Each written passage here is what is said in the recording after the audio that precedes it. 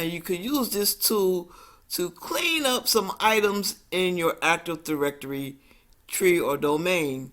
So what you could do is to perform a search for a particular item, let's say disabled accounts.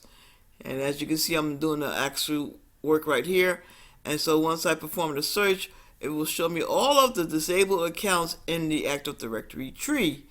And once I find those accounts, I can go ahead and do what I need to do with them, whether it be delete them or turn it back on, or flag them, or whatever you want to do. You could actually, like I said, use this global search to perform some housekeeping on the Active Directory tree itself. It's just a good piece of information to know.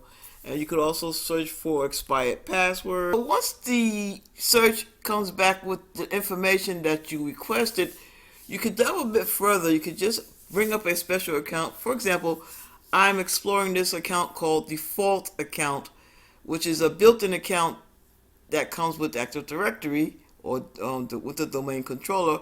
But I want to know what exactly is going on with this account. So as you can see, I did a right click and I went to Properties, and I want to see. I see that it is disabled, and then when I go into Properties, well, I want to go to an Account tab and just kind of look around and see what does this account really do and what groups is it a part of. Is it a part of any administrative groups that it shouldn't be, and all that fun stuff. And I want to just really become familiar with all the security holes or potential security holes that could be on our Active Directory tree.